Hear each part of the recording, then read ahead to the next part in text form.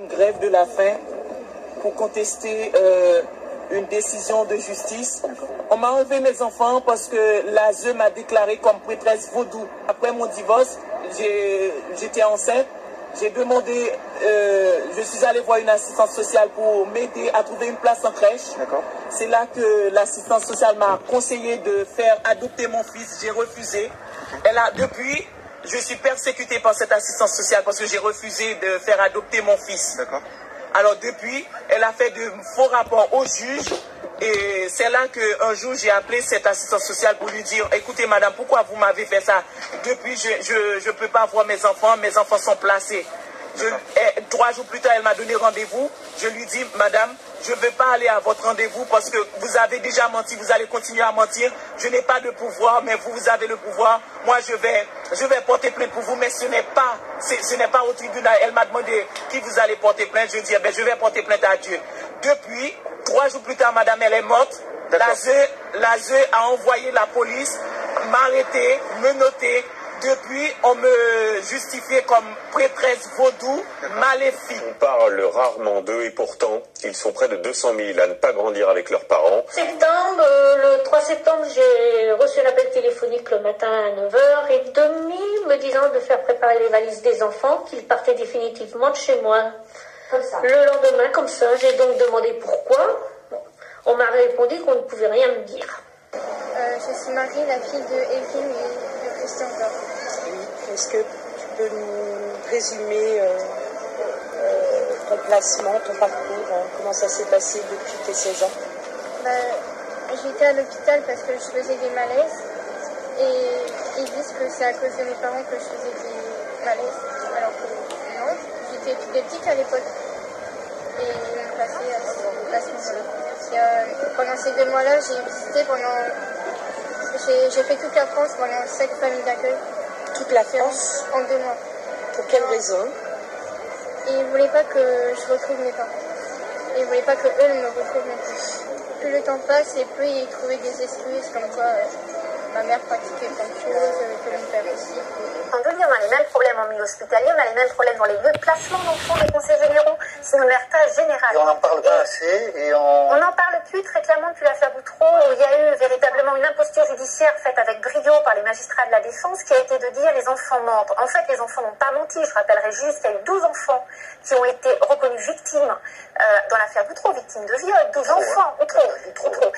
12 enfants, il ne faut pas l'oublier, ça, que tous les rapports, que ce soit du ministère de la Justice, que ce soit de la commission parlementaire Houillon et autres, on dit que la parole des enfants avait été authentique, replacée dans le contexte, mais il y a eu, et on sait parfaitement dans quel contexte, un glissement qui a été de dire les enfants sont menteurs, alors que le problème n'était pas la parole, l'authenticité de la parole de ces enfants remis dans le contexte, mais la façon dont ils étaient écoutés et ce qu'on faisait de l'écoute et des autres adultes. Et du coup, ça a créé un discrédit sur les enfants, et le résultat qu'on a actuellement, à cause de cette imposture judiciaire qui n'est pas la réalité, c'est que les enfants en préverbal, moins de 3-4 ans, le postulat dans les brigades des mineurs, dans les services non formés et même formés, c'est un enfant ment. Après, on discute. Le problème, il est là, il est sociétal. Il n'est pas qu'à l'éducation nationale. Il y a des profs remarquables.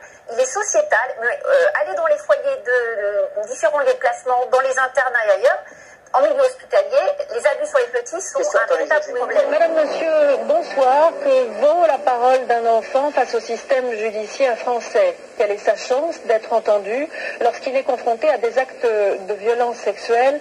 Toutes les conditions sont-elles réunies pour qu'il puisse se décharger de ce fardeau? Quand je vois qu'il y a des parents, la fille de 16 ans a été placée. Elle a été... en secret? Oui, en secret. Elle a été, entre guillemets, relâchée à 18 ans, parce que c'est l'âge où on libère les enfants. Sur le trottoir? Sur le trottoir, avec sa poubelle, en plus d'affaires. Beaucoup d'enfants sont victimes du placement abusif. Mais faut-il remettre en cause le placement lui-même? Il est bien évident pour tous que le placement lui-même n'est pas remis en cause pour peu qu'il soit justifié. Nous, on intervient quand on se rend compte que le placement n'est pas justifié, qu'il a été fabriqué de toutes pièces pour capter l'argent public. Et c'est là que ça devient un problème. Et on se rend compte que les abus sont permis, qu'on a souvent des intervenants qui n'ont aucune légitimité à exercer. On a des faux experts, on a des faux psychologues, parfois des faux médecins, des structures pourtant financées par l'argent public qui exercent sans habilitation de la préfecture, sans aucune autorisation du ministère, etc. Donc là, il y a un moment, ça ne va plus. Et quand on consulte les dossiers concrètement, on se rend compte qu'on invente des théories pédopsychiatriques qui n'existent pas, qui relèvent de l'absurde. Voilà. Mais nous, ce qui nous préoccupe, c'est les placements abusifs, c'est-à-dire quand on retire à des familles ou à des parents des enfants parfaitement aptes qui se retrouvent submergés, harcelés de procédures pénales, judiciaires, médicales, des mères contentes d'interner. Ça arrive, je pense notamment à l'affaire de Valérie Dubois, qui a été internée sur la base d'un point d'écriture. Valérie dont on s'est occupé à l'affaire condamner le médecin qui avait commis le feu pour faire l'écriture, mais qui à l'heure actuelle n'a toujours pas récupéré ses enfants.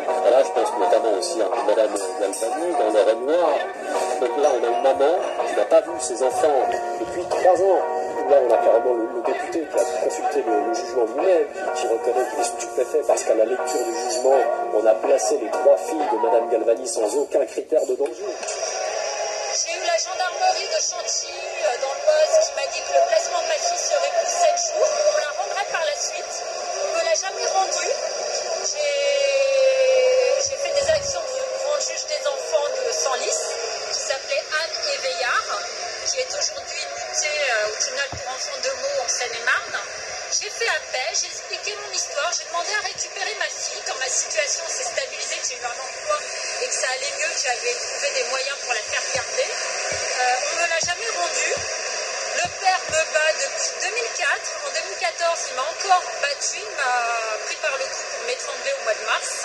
Ma question s'adresse à Madame la garde des Sceaux. Au cours des dernières semaines, Madame la ministre, il a souvent été question dans cet hémicycle de famille, de père, de mère et de droits de l'enfant.